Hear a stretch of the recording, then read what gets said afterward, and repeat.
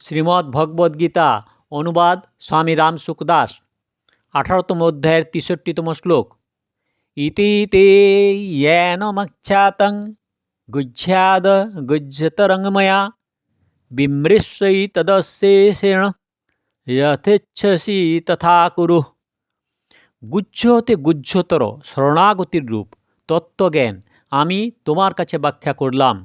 এখন তুমি এটি বিশেষভাবে চিন্তা করে যেমন ইচ্ছা তেমন করো। ব্যাখ্যা। ইতি তে येन मच्छातं गुह्याद गुह्यतरङ्गमया। আগের শ্লোকে ব্যাপ্তিস্বরূপ অন্তর্যামী পরমাত্মার যে শরণাগতির কথা বলা হয়েছে সেটিকে এখানে ইতি পদ দ্বারা বলা হয়েছে। ভগবান বলেছেন যে এই অতি গুহ্য থেকে গুহ্যতর শরণাগতিরূপ জ্ঞান আমি তোমাকে বলেছি। কর্মযোগ গুহ্য এবং অন্তর্যামী নিরাকার পরমাত্মার শরণাগতি হল গুহ্যতর। বিমৃশ্যই তদশেষেণ। গুহ্য হতে গুহ্যতর শরণাগতিরূপ জ্ঞানের কথা জানিয়ে ভগবান অর্জুনকে বলেছেন যে আমি প্রথমে যে ভক্তির কথা বলেছি সেটি তুমি ভালোভাবে চিন্তা করে দেখো। ভগবান এই অধ্যায়ের 57 এবং 58তম শ্লোকে তাঁকে ভক্তির বা শরণাগতির যে কথা বলেছিলেন সেইগুলি এই এতদ পদের অন্তর্নিহিত বলে ধরতে হবে। গীতায় যে যে স্থানে ভক্তির কথা বলা হয়েছে সেইগুলি অন্বেষণ পদে ধরা উচিত। বিমৃশ্যই তদশেষেণ কথাটি বলায় ভগবানের অত্যাধিক কৃপার এবং গূঢ়াভিসন্ধি আছে যে অর্জুন যেন আমা হতে বিমুখ না হয়। অতএব সে যদি আমার কথা বলা বিশেষভাবে লক্ষ্য করে তাহলে প্রকৃত ব্যাপার অবশ্যই বুঝতে পারবে এবং সে আর আমাতে বিরূপ হবে না। যথেচ্ছসি কথা কুরু। আগে বলা সমস্ত কথাগুলি সম্পূর্ণভাবে চিন্তা করে তারপর তোমার যেমন ইচ্ছা তাই করো। তুমি যা করতে চাও তাই করো। এই কথাটি বলার মধ্যেও ভগবানের আত্মীয়তা, কৃপা ও হিতৈষী ভাব প্রত্যক্ষ করা যায়। আগে কাম্যাবাশেষতঃ ইদং তু তে গুহ্য তমং প্রবচ্ছাম্যনস্বে বচ্ছামিহিত কাম্যয়া ইত্যাদি শ্লোকে ভগবান অর্জুনের মঙ্গলের কথা বলেছেন, কিন্তু একে ভগবানে অর্জুনের উপর সাধারণ কৃপা পরিলক্ষিত হয়। ন শ্রুষ্যসি বিনঙ্গচ্ছসি এই শ্লোকে অর্জুনকে ধমক দেওয়ায় ভগবানের বিশেষ কৃপা এবং আত্মীয়তা ভাব লক্ষ্য করা যায়। এখানে যথেচ্ছসি তথা কুরু কথাটি বলে ভগবান যে আত্মীয়তাবোধ ত্যাগ করেছেন তাতে তার অত্যন্ত কৃপা এবং আত্মীয়তা পরিপূর্ণ রয়েছে। কারণ ভক্ত ভগবানের ধমক সহ্য করতে পারেন কিন্তু তাকে ত্যাগ করার কথা ভাবতে পারেন না। তাই ন শ্রুষ্যসি বিনচ্ছসি ইত্যাদি বললেও অর্জুনের ওপর তার তেমন কোনো প্রভাব পড়েনি। যত প্রভাব পড়ে যথেচ্ছি তথা কুরু কথাটি বলায়।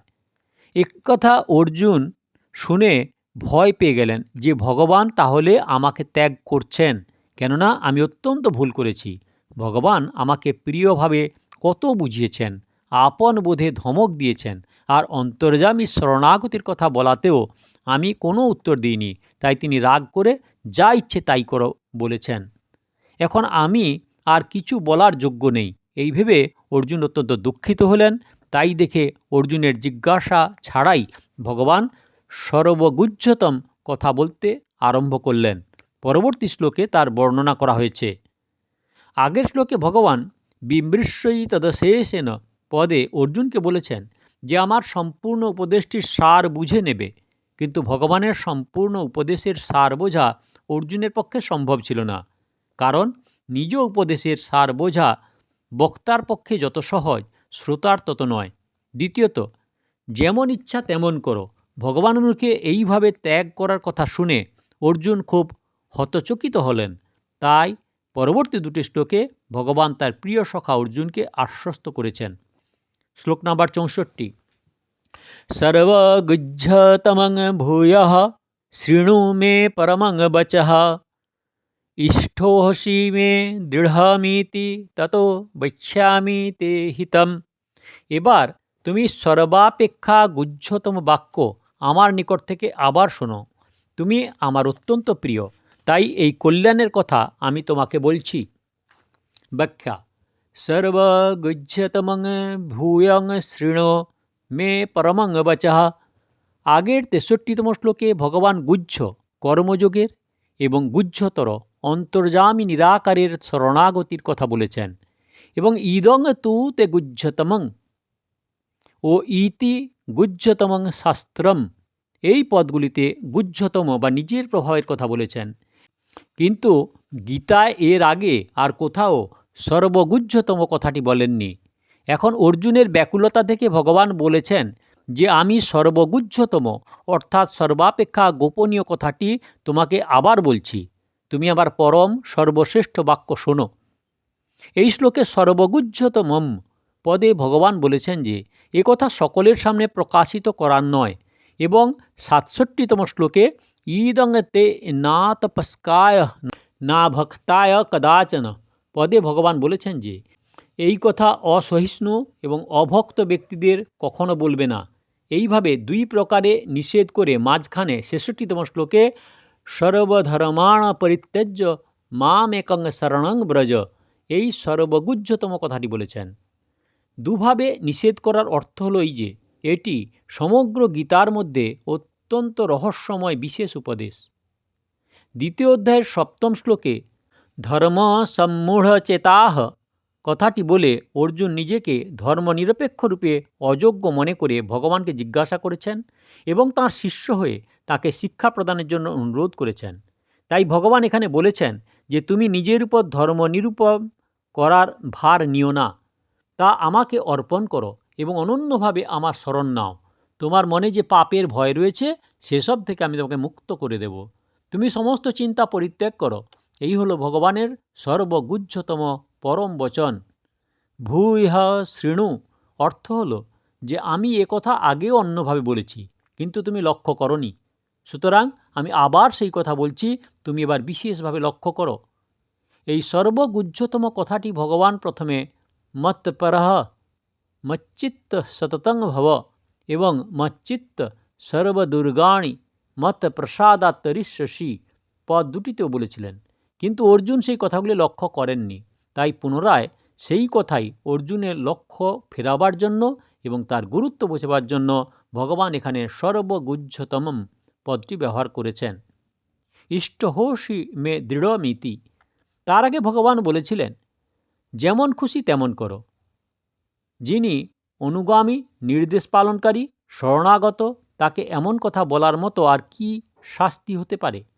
তাই কথা শুনে অর্জুনের মনে ভয় হলো যে ভগবান আমাকে ত্যাগ করছেন। সেই ভয় দূর করার জন্য ভগবান এখানে বলেছেন তুমি আমার অত্যন্ত প্রিয় বন্ধু। যদি অর্জুনের মনে এই ভয় বা সন্দেহ না হতো তাহলে ভগবানের তুমি আমার অত্যন্ত প্রিয় সখা কথা বলার প্রয়োজন কি? সাফাই তখনই দিতে হয় যখন অপরের মনে ভয়, সন্দেহ বা চঞ্চলতা দেখা দেয়। ইষ্ট কথাটি বলার অর্থ হলো যে ভগবান তার শরণাগত ভক্তকে নিজ ইষ্ট বলে মেনে থাকেন। ভক্ত যখন সব কিছু পরিত্যাগ করে ভগবানকেই তার ইষ্ট বলে মেনে নেন, তখন ভগবানও তাঁকে ইষ্ট বলে মনে করেন।